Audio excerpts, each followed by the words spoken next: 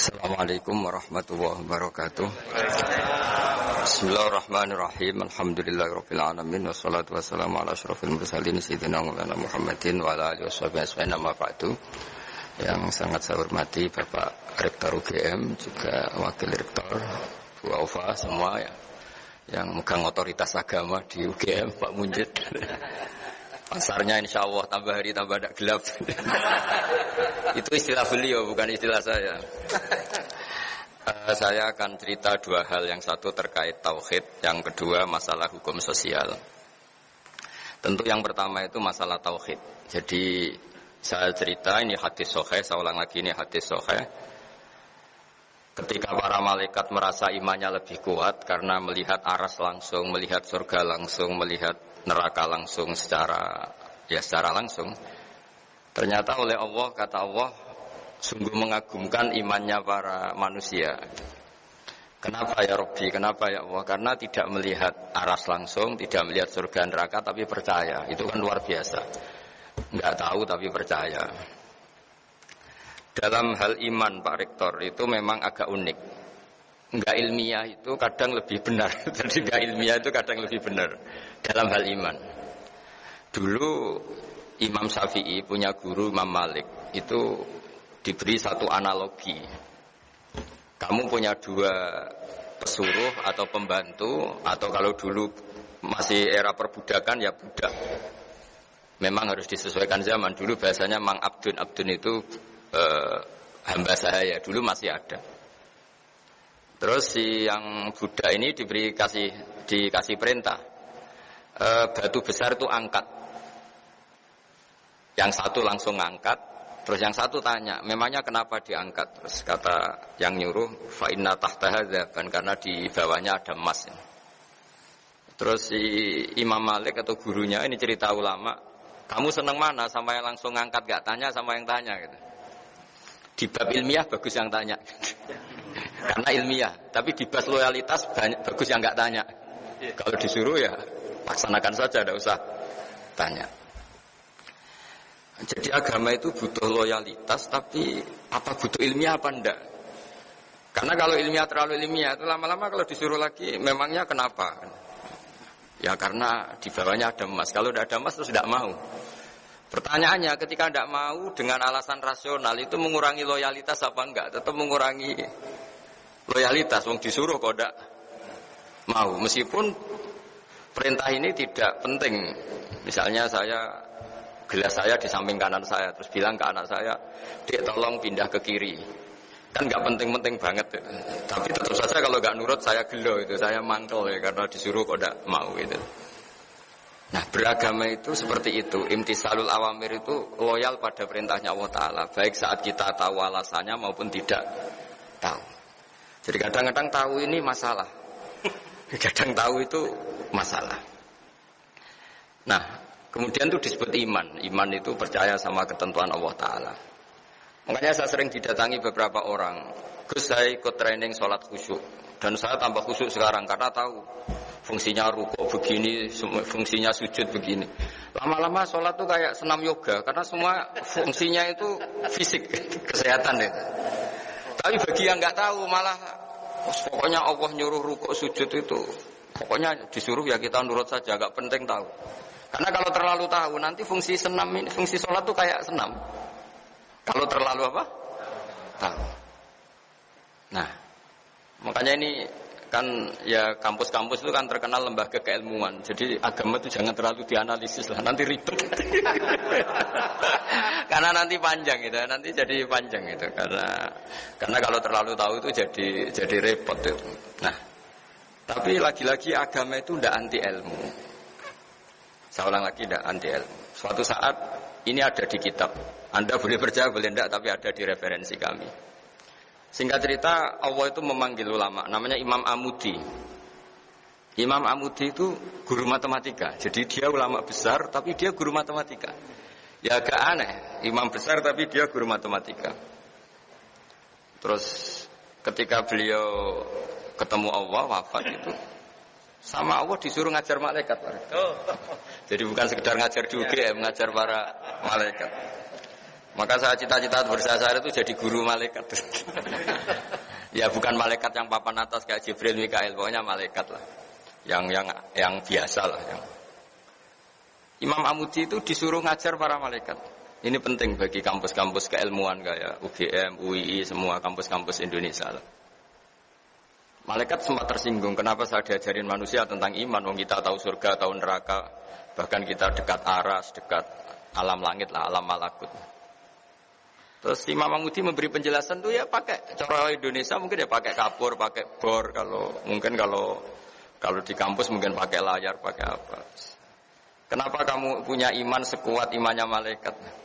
Karena dia guru matematika bilang begini, angka 2 maupun angka 3 sampai miliatan sampai triliunan.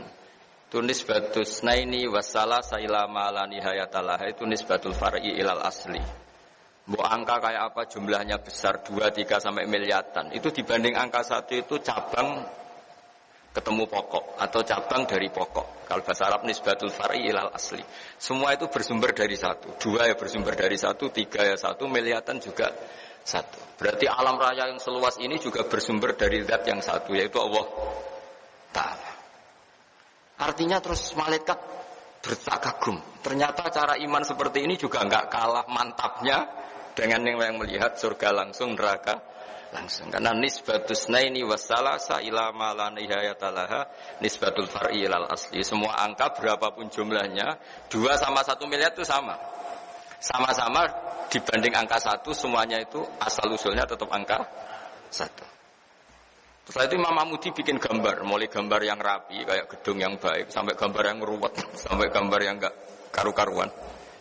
Terus beliau, ini gambar ruwet, ya luas kan gambar ini ya, ruwet kan ya ruwet. Semuanya dari 1 titik. Mbok gambar kayak apa luwetnya, kayak apa memenuhi papan tulis tetap dari 1 titik. Ya, titik ini nuqtatul wujud.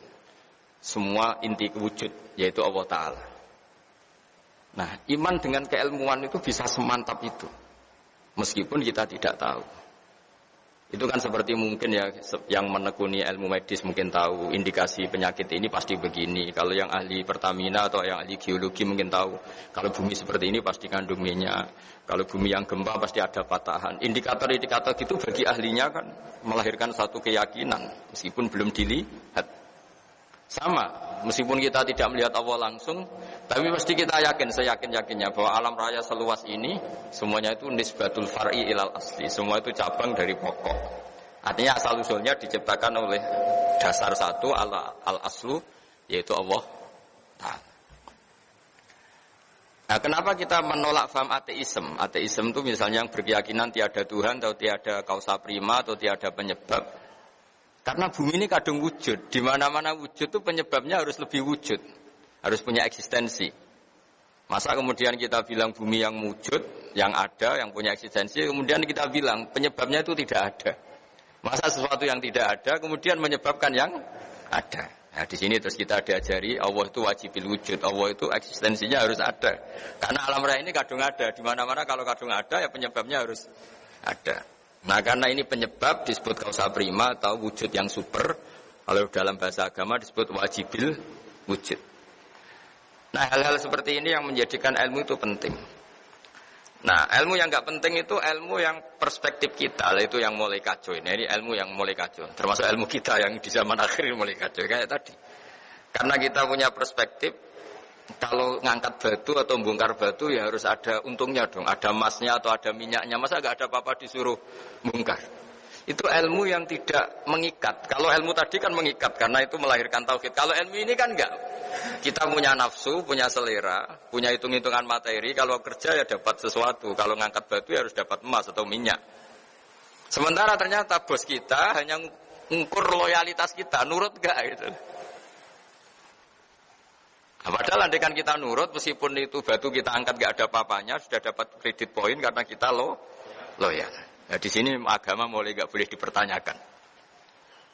Gak boleh agama itu dipertanyakan. Kenapa duhur itu 4 rakaat, yang subuh 2 rakaat. Lama-lama tanya, kenapa rukuk yang fungsi medisnya begini, fungsi olahraganya gini kok lebih lama, lebih kok repot nanti. Makanya saya ini ikut goblok Pak Rektor, karena ada tamu yang provokasi saya. jenengan harus setuju ini Gus, biar kelihatan perintah Allah itu ada hikmahnya. Hikmahnya sujud, peregangan, apa pokoknya fisik semua. Tapi kalau saya setuju itu nanti sholat kayak senam yoga. Akhirnya saya yang mau guya-guya dok gak jelas. Karena ini ilmu sosial, jadi boleh setuju boleh enggak karena tadi. Nah, orang yang tadi disebut Pak Munjid tadi, yang dari pasar gelap tadi, itu mikir agama enggak mau jelimet. Padahal ada ilmu yang permanen, yaitu yang mengarah ke tauhid. Ada ilmu yang enggak perlu permanen, yaitu ilmu sosial. Ketika kita tanya, kenapa harus kita bongkar, apa ada emasnya apa enggak? Sebenarnya mental kita ini sudah materialistik. Kita mendikte bos kita untuk ikut perspektif kita. Itu sudah keangkuhan dalam bahasa Allah. Nah, itu yang dilakukan iblis. Iblis itu ketika disuruh sujud pada Nabi Adam, dia pakai perspektifnya. Loh, saya ini lebih keren, saya ini lebih tua. Materi saya lebih keren dibanding materinya Adam. Kenapa disuruh sujud? Nah, ini yang menjadi keangkuhan. Dia mendikte Allah untuk ikut perspektif dia. Padahal Allah maunya itu ya sudah nurut saja yang merintahkan saya. Nah, saya mohon teman-teman di UGM juga semuanya, kalau beragama itu jangan pakai perspektif kita. Kalau pakai perspektif kita ya repot. Nanti pakai teori untuk rugi.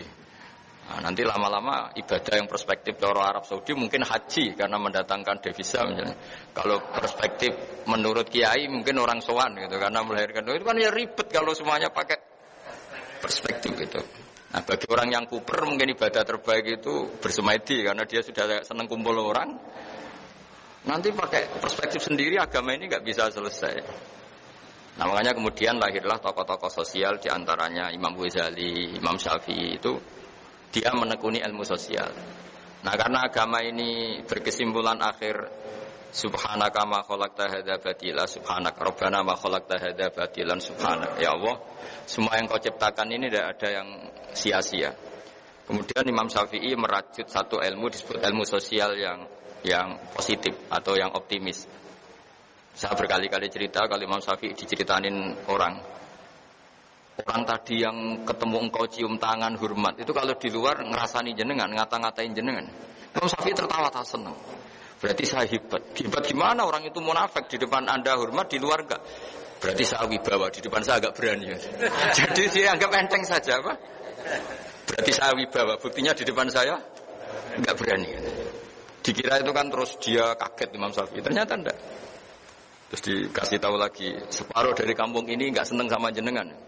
Baguslah, berarti separuh kampung ini nggak mungkin utang saya, karena nggak seneng itu mesti tidak utang. Tuh, kalau seneng malah pinjam mobil, utang ribet. Tuh. Nah, semenjak itu terus agama menjadi indah, ya. Asik. Ya.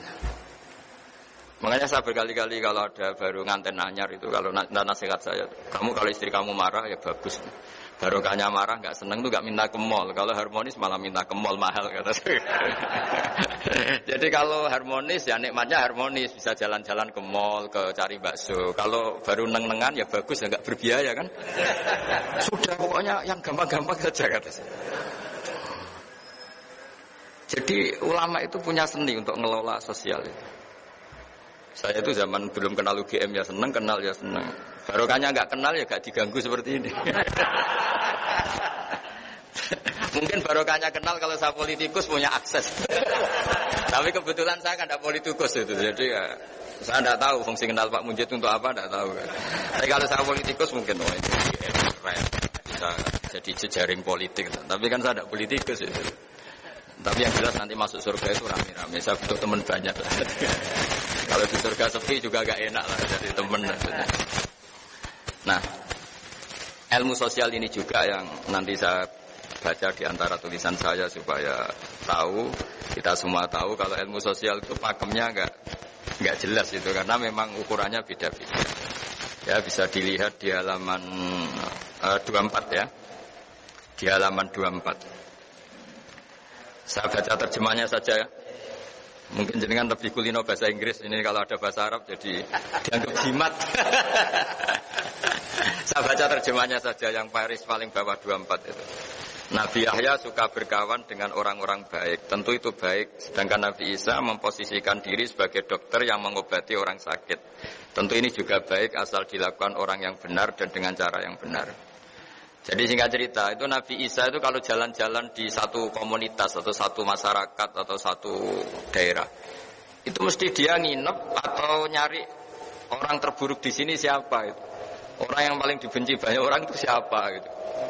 Kalau Nabi Yahya enggak tanya, orang paling baik di sini siapa? Yang Nabi Yahya bermalam di tempat orang baik, yang Nabi Isa suka berkawan yang kurang-kurang baik gitu.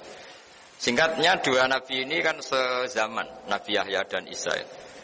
Terus akhirnya ditanya sama Nabi Yahya, kenapa kamu suka berkawan orang-orang enggak baik? Terus ana atau bibun, saya ini nabi, jadi seperti dokter, di mana-mana dokter yang ngobati yang sakit. Artinya kalau nabi kiai itu kan dokter peradaban, dokter sosial, dokter moral. Jadi itu kan ukurannya enggak jelas. Kalau kita bertawan orang baik, potensinya itu coro Jawa tahsilul hasil nguyai segoro. Wong wis sehat kok didatangin dokter untuk apa? Wong sudah baik kok didatangkan kiai untuk apa? Corong Jawa itu nguyai segoro. Tapi berkawan orang jelek, ya potensinya memang mengobati, tapi ya potensi katut. Karena ya iman pas-pasan. Jadi kan, tapi itu kan satu ilmu bahwa kalau kita ingin mengentas kejahatan atau mengentas kebodohan, mau tidak mau harus mau bersosialisasi kan. Makanya saya sering ketemu banyak kiai kalau ditanya, Gus berteman orang jelek itu gimana? Haram kata saya. Tapi kalau membina orang jelek baik dan bisa bina kalau berteman kan bulat-bulat, bulat-bulat. Jadi logika yang dibangun kan berteman orang jelek haram, membina orang jelek baik, bisa bina kalau berteman. Tapi bisa keblontor ya kalau berteman. Makanya hal-hal sosial gini tidak usah dipakemkan lah, karena ilmu sosial itu nggak ada batasnya. Sufyan Ats-Tsauri itu ulama yang nggak mau kumpul orang. Yang satu temannya itu suka kumpul orang. Ditanya, kenapa kamu suka kumpul orang? Ya karena bisa jamaah, bisa ngajar, bisa macam-macam. Terus kata Sufyan Ats-Tsauri, wahal takrohu illa man ta'rif. Kamu pasti benci dan kecewa ya sama orang yang kenal. Artinya gini, kita kan disuruh mencintai orang Islam. Gara-gara kenal itu kan punya pengalaman ditipu, disombongin, dikata-katain, dicuekin. Karena takut itu terjadi, Sufyan Ats-Tsauri milih tidak kumpul orang. Tapi tidak kumpul orang kemudian juga kalau punya mobil nggak pernah dipinjam, kalau punya uang yang nggak pernah nolong orang. Jadi efeknya sama-sama, bisa iya bisa enggak. Itu nggak ada batasannya. Saya termasuk kiai yang jarang pergi sama istri, karena ya pikiran saya sederhana, di rumah ketemu, masa di perjalanan ketemu, itu kan bisa bosen itu. Tapi ada yang sama istrinya pergi bareng terus, karena selain nemani juga sambil ngawasi. Itu kan batasan sosial itu nggak jelas. Jadi apa ya? Makanya tadi kalau ditanyakan, tadi Pak Rektor juga tanya, berteman non Muslim, berteman itu nggak ada selesainya seperti itu, karena saya juga pernah matur sama Bu Aufa, karena tadi kalau kita misalnya jadi dokter terus ngobati orang yang potensi korupsi lagi, potensi jahat lagi, gimana hukumnya menyembuhkan orang yang potensi jahat lagi dan punya jejak memang jahat gitu. Ya pertanyaannya, bagaimana kalau barokahnya kamu obati terus simpati terus jadi baik. Tapi ya terlalu ada pertanyaan, bagaimana gara-gara kamu obati jadi bisa jahat lagi. Kan nggak ada selesai. Kita berkawan non-muslim ya gitu. Kalau orang Islam kita baik, barokahnya itu mungkin tertarik sama Islam. Tapi bisa saja karena kebaikan kita, sarana itu dipakai yang tidak baik. Itu siklus sosial itu nggak pernah selesai. Nah hal-hal seperti itu yang kata Nabi disebut orang yang beristihad, jika benar pahalanya 2, jika salah pahalanya 1. Karena ini, tapi ini yang sosial loh ya. Kalau tauhid ya hanya tunggal tadi, karena tauhid itu kebenaran tunggal. Sehingga kalau di tauhid enggak nerima konsep kecuali fama dza ba'dal haqqi illa dhalal. Kalau enggak benar ya pasti salah. Nah, kebetulan ilmu tauhid itu ilmu yang mudah dicerna manusia. Nah, disinilah kenapa Allah itu tetap saja ngendikan inna dina indallahil Islam, karena setelah Imam Amudi tadi mencontohkan pentingnya iman sama Al-Wahidul Ahadus Somad, zat yang tunggal, yang satu, yang esa. Entahlah terjemahnya Al-Wahid itu. Itu karena diterjemah Indonesia itu nanti padanan Arabnya kadang tidak pas. Makanya sering ngeluh saya dengan Profesor Zaini, Pak Kures itu. Kadang ngeluh karena terjemahan Arab itu tidak mudah diterjemahkan Indonesia. Tapi apapun itu kan setelah kamu ngaji matematika atau ngaji ilmu apa saja tadi. Saya punya kitab dulu diajarin Mbah Mun. Itu satu kitab tuh gambar, mulai gambar gedung sampai gambar pohon sampai gambar sapi. Ternyata itu hanya untuk menjelaskan apapun ruwetnya gambar ini dimulai satu titik. Apapun alam raya seluas ini ada Mars, ada Jupiter, ada apa saja ya dimulai dari satu titik yaitu nuqtatil wujud, yaitu wujudnya Allah Subhanahu. Angka sampai miliar triliun ya sama dimulai dari angka 1. Nah, kita untuk memantapkan tauhid itu udah harus sampai nyun sewu ketemu Allah atau melihat surga langsung, neraka langsung. Dengan kekuatan akal kita ini sudah cukup. Makanya agama ini di kaum yaqilun, di kaum yatafakkarun, bagi yang mau berpikir. Nah, ini yang kebenaran hakiki. Tapi kalau kebenaran sosial tadi itu enggak jelas. Makanya saya kalau guyon dan itu guyon yang ilmiah. Itu ada orang itu perempuan jelek, saya berkali-kali cerita itu jelek, miskin lagi. Terus sowan sama suaminya ke saya, Gus doain saya jadi orang kaya. Saya guyonin itu. Nanti kalau suami jenengan kaya, pertama yang dievaluasi itu rumahnya diganti, jadi bagus. Mobilnya jadi ganti. Lama-lama yang dievaluasi jenengan. Rumah sudah bagus, mobil bagus, tapi istrinya ini yang nggak layak gitu. Akhirnya terus bagus miskin aja. Gitu. Artinya ketika kita nganggap kekayaan itu berkah. Ternyata enggak kan?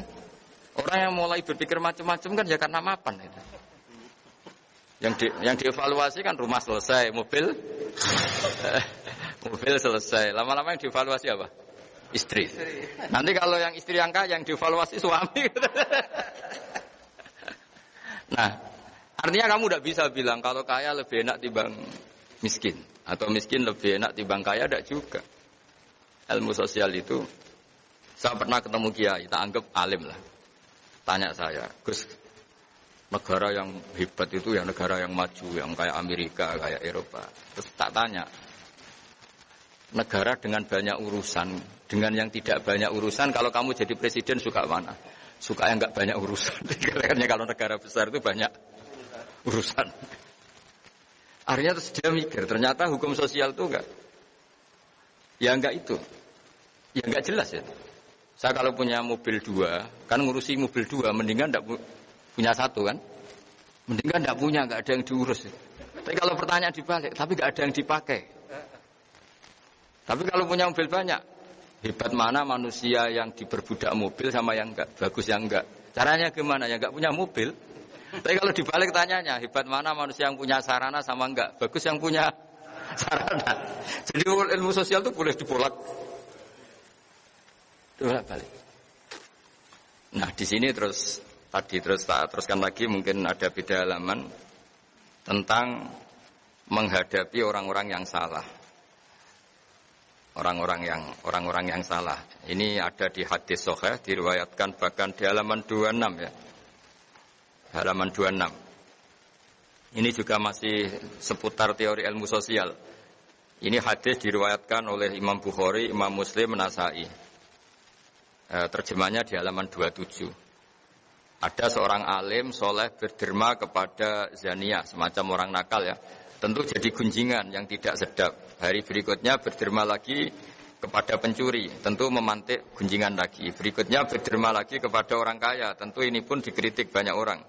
Orang alim tadi tetap memuji Allah dan menyerahkan urusannya kepadanya. Namun secara ilmiah, si alim ini memberi argumentasi bahwa sedekahnya kepada zania agar tidak melakukan zina lagi, kepada pencuri agar tidak mencuri lagi, kepada yang kaya agar mau niru kebaikan sedekah.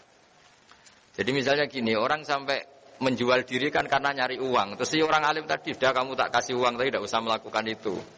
Orang ingin nyuri kan juga karena nyari uang, sudah kamu tak kasih uang, tapi tidak usah mencuri lagi. Artinya gini, hukum sosial itu gimana itu kan, masa misalnya kalau sampean ustadz masih amati terus ngasih orang gitu kan dianggap order kan ya resiko kan. Tapi barokahnya ngasih mungkin terus orang itu simpati sama ustadz ingin tobat. Itu kan nggak pernah ada ukurannya. Tapi nggak usah dicoba. Kalau dicoba jangan-jangan memang ingin mau makai kan ya ribet. Artinya ini cerita loh, ini diceritakan diriwayatkan oleh Imam Bukhari. Karena ilmu sosial itu ukurannya kan. Ya sudah, nggak usah diputuskan. Namanya sesuatu yang sosial itu nggak usah dipakamkan.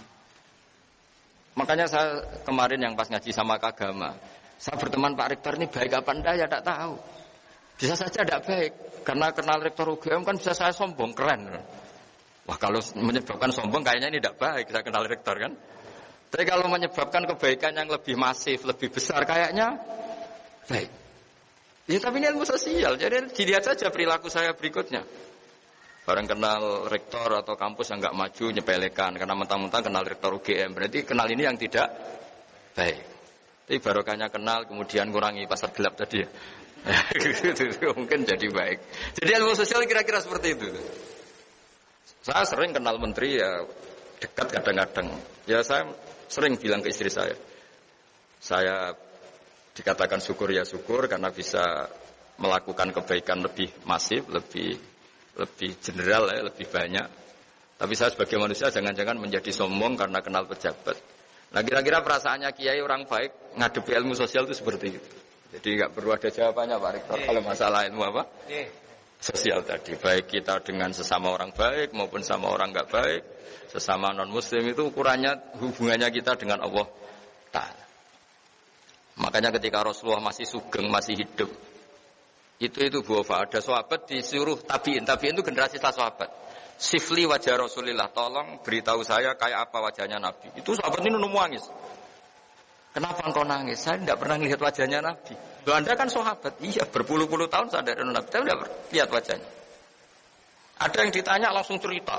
Wajahnya gini, gantengnya begini, senyumnya gini. Terus ditanya, kenapa kamu enggak lihat wajahnya Nabi yang Anda sahabat? Saya tuh saking hormatnya, jadi tidak berani melihat. Yang satu saking senengnya saya melihat terus, jadi yang satu bisa sama-sama niat hormat, tapi cara perilakunya beda. Nah, contoh kedua ini agak menyinggung Anda, tapi semoga agak tersinggung. Ada sahabat yang enggak pernah sowan Nabi, jadi kalau jamaah sering dia makmum Nabi, dia enggak pernah sowan. Kenapa ya? Takut. Jadi dia datang jamaah saja tapi tidak sowan. Ada yang senang sowan karena bisa komunikasi, bisa tanya. Ada yang milih enggak sowan, takut ganggu. Jadi artinya hukum sosial ini ukurannya enggak. Jadi misalnya itu tadi. Misalnya ada orang jadi rektor di UGM atau UI atau jadi dekan. Kalau sering pulang kampung baik enggak? Ya mungkin baik biar ngerti kampungnya kayak apa. Meskipun prestasi di Jogja jangan-jangan kampungnya terbelakang. Dari segi itu baik. Tapi dari segi sering pulang kemudian di situ ada ketua setai atau ketua kampus-kampus yang enggak maju. Jadi mahjub. Gara-gara ini sering pulang, aktor-aktor di situ ini tenggelam. Baik enggak sering pulang lah kira-kira gitu. Karena kalau sering pulang, lakon-lakon di situ bintangnya jadi tenggelam. Sampai-sampai kamu situ mau nunggu apa saja keputusannya, nunggu Pak Rektor pulang, Pak Dekan pulang, profesornya. Ini kan penggoblokan massal ini karena urusan gitu aja kok nunggu. Tapi kalau nggak pernah pulang juga orang komplain. Wah mentang-mentang jadi orang besar lupa kampung. Itu kan nggak ada. Nah di sini kenapa semua nabi itu diajarkan dan disuruh mengajarkan tauhid. Semuanya tunggal mulai Nabi Adam sampai Rasulullah SAW. Tapi syariat sosialnya beda. Ya kira-kira logikanya begitu. Karena nggak ada batasan. Gaya sosialnya kan beda. Ya saya sering menyontohkan mungkin ibu-ibu ini agak tersinggung. Kalau dibalik Nabi Sulaiman itu istrinya banyak. Nabi Dawud ya banyak. Nabi Ibrahim hanya 2. Nabi Musa yang terkenal 1. Kalau dibalik perempuan itu kaum lemah. Nolong orang 1 baik. Kalau 2 ya mestinya lebih baik. Kalau 4 ya lebih baik. Kalau pakai teori itu. Jadi kalau teorinya dibalik, 1 orang saja terlantar. Apalagi 2. Kamu milih mana? Kalau bapak-bapak milih yang pertama. Nolong 1 orang baik. Kalau 2 lebih baik. Kalau 3 provokator. Tapi kalau dibalik, 1 orang saja terlantar. Apalagi 2. Berarti 1 orang saja sudah buruk. Apalagi 2. Apalagi. Nah seperti ini nggak usah diputuskan karena ya seperti ini. Kita misalnya tidak pede bisa didik anak. Ya sudah jangan banyak-banyak. Anak 2 saja belingnya minta.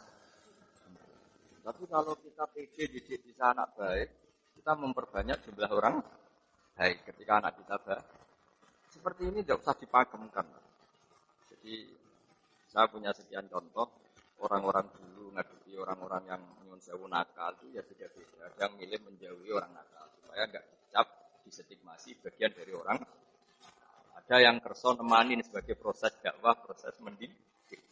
Ya seperti itu, enggak usah gaya-gayaan niru atau tidak niru, ya sudah lah itu ilmu sosial. Pertanggungjawabannya dingersani Allah Subhanahu wa Ta'ala. Tadi ada sahabat yang saking hormatnya Nabi enggak berani melihat. Ada yang saking cintanya bisa melihat detail sampai bisa mensifati alisnya kayak apa, pipinya kayak apa. Nah, saya mohon supaya perdebatan tentang cara apa ya, sosialisasi agama atau kebaikan atau moral tidak usah diperdebatkan karena ini tidak menyangkut akidah, tidak menyangkut apa tahu. Ya kayak kita lah, saja pakaian band begini bagus enggak gitu. Ya bagi orang Indonesia mungkin ada orang yang ulama itu namanya Abdul Hasan Asadili itu ulama besar yang kalau sekarang tuh naiknya Alphard, pakai pakaian paling mahal. Kemana-mana pakai pakaian paling mahal. Pakai mobil paling mahal. Padahal ulama besar. Ke kampung-kampung, desa-desa, ketemu ulama yang pakaiannya sederhana, agak kumuh. Gejlok-gejlok kan. Kamu itu ulama kok tidak sederhana, mau pakai baju sederhana, baju sederhana. Kamu itu ulama kok sederhana, ngawur sekali. Barokahnya saya meliti gini, mewah gini. Umatku ora kepikiran nyangoni. Umatku ora kepikiran nyangoni. Kok gayane tawaduk ngene, malah wong kepikiran nyangoni. Akhirnya terus ya juga gitu. Maksudnya ini ya kayak Pak Mujid misalnya melas gini kan orang wah. Itu kan. Tapi terus si yang ulama sederhana juga komplain. Kalau ulama kayak kamu semua itu orang miskin ya, ngenes gitu. Nah ini cerita sosial, gak ada jawabannya kan apa? Imam Syafi'i dulu, ini cerita terakhir saya. Imam Syafi'i dulu itu pengagum orang miskin. Dia punya guru, selalu orang miskin. Setelah datang ke Imam Malik, dia itu guru yang mewah, cara hidup mewah. Mulai komplain, ya ini kiai kok mewahnya. Setelah itu Imam Malik setelah ilmunya dianggap cukup mengasihi Imam Syafi'i. Sudah kamu datang ke Irak, ke Muhammad bin Hasan As-Syaibani. Setelah datang ke sana itu, emas kiloan lantaan itu Pak Rektor itu di meja. Kalau ngitung uang di meja. Uang ratusan juta atau ngitungnya di meja tamu. Ada tamu ya dibiarin, tetap di meja. Jadi satu peti dipindah ke peti yang lain. Ya tapi maaf, saya sama Imam Malik ada cocok malah ketemu orang ini. Aduh, lebih ngeri lagi. Karena ini orang alim ya dia tahu. Apa? Kamu heran sama orang alim kaya? Iya. Sama orang soleh kaya? Iya. Sudah, kalau orang soleh gak boleh kaya ini tak kasihkan pencuri, tak kasihkan orang nakal, biar dipakai dugem, dipakai maksiat. Jangan jenengan saja yang punya, biar dipakai yang positif. Berarti boleh orang alim kaya, pun boleh. Semenjak itu Imam Syafi'i mindsetnya berubah. Ternyata kalau orang baik yang kaya kan manfaatnya kan baik. Tapi kalau yang kaya orang nakal kan bahaya kan. Negara ini juga kata Pak Rektor tadi, kalau moral bangsa ini tidak baik kan semua sarana negara bisa dipakai untuk tidak baik. Jadi kalau pejabatnya baik kan sarana ini untuk kebaikan. Semenjak itu Imam Syafi'i mulai berpikir. Sampai beliau saking overnya tuh bilang orang soleh wajib kaya sampai bilang. Sampai yang miskin tersinggung. Diwajibkan enggak kalau enggak takdir kan enggak bisa kaya. Tapi itu betapa ilmu sosial itu ngalami perubahan juga, ngalami perdebatan. Nah, jadi kalau ada kiai yang di Indonesia kan banyak kiai yang pakai alfa kelihatan kaya itu ada ilmunya. Dan umatnya ada kepikiran nyangon. Yang ribet sudah kelihatan kaya masih butuh disangon, itu ribet gitu. Tapi ini kan sosial ya, jadi nggak ada batasan. Jadi yang terkenal ya Abdul Hasan As-Sadili yang di Indonesia disebut oleh Bapak Sadili. Itu terkenal sekali penampilannya. Akhirnya terus dua ulama ini gejol-gejolkan. Kamu berpenampilan sederhana, tapi bikin umat kamu merasa harus nyangon kamu.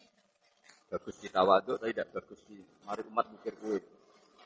Kamu yang kelihatan kaya, ini bagus di umat gak kepikiran nyangoni, tapi umat ngenes berkorok dia juga ngono. Nah setelah itu ya selesai. Artinya selesai itu ya dianggap ilmu sosial yang monggo saja lah ini ranah sosial, kamu boleh apa saja yang penting bertanggung jawab mengersani Allah Subhanahu. Jadi saya sendiri sebagai kiai juga pernah kepikiran kalau ngaji itu serius. Tapi bapak itu pernah bilang gini, Kak, coba nak jadi kiai nak ngaji guyon aja. Kenapa Pak? Umat terus kakean utang, terus sumpek. Wes sumpek bareng ngaji mbok sumpekno meneh. Kata bapak saya gitu. Jadi ya sudah gitu. Itu kan urusan manhaj. Ya kiai yang kalau ngaji itu serius. Ya, mungkin takut ilmu agama itu jadi guyonan. Ini monggo lah, ini kan ranah sosial. Semuanya enggak ada batasannya. Nah, itu sirinya, rahasianya kenapa dari sekian nabi mulai Nabi Adam sampai Rasulullah itu beda-beda manhaj sosialnya. Tapi kalau tauhid itu tunggal karena ilmu tauhid itu kayak eksak, kayak ilmu pasti. Jadi angka 2, 1 triliun, 1 miliar itu sama. Semuanya cabang dari angka. Gambar yang ruwet maupun tidak ruwet tetap dari satu titik. Makanya satu keniscayaan berkeyakinan Allahu ahad, Allahu.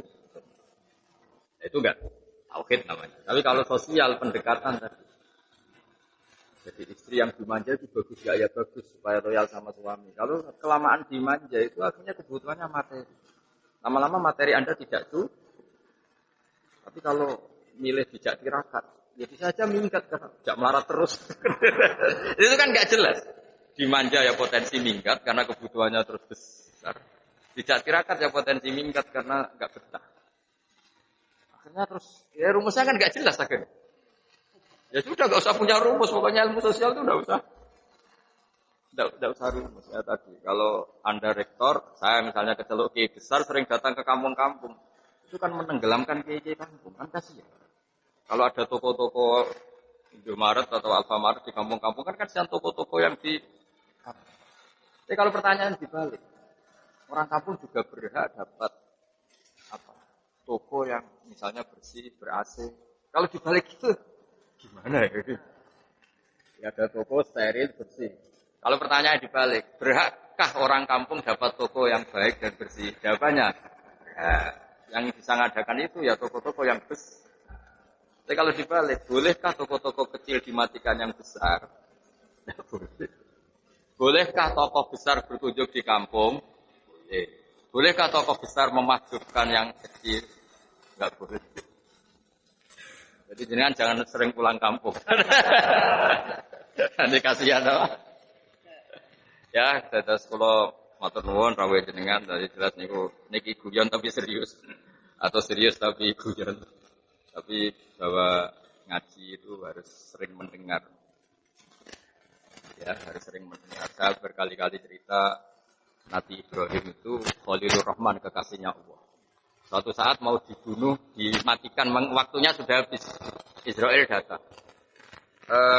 Ya Ibrahim, Khalilur Rahman, kau kekasihnya Allah, hari ini harus meninggal. Karena malaikat itu lugu dibantah sama Nabi Ibrahim. Wahal ra'aita khalilan yumitu khalilah. Masa ada kekasih membunuh yang dikasih? Saya ini kekasih Allah. Ada pacar membunuh yang dipacarin pas masih cinta. Ya enggak ada kata. Mesti kamu keliru, salah perintah. Akhirnya Israel lamatur, ya Allah. Logika yang dibangun Ibrahim, masa kekasih bunuh yang di. Logika itu masuk akal. Israel yang malaikat saja nerima.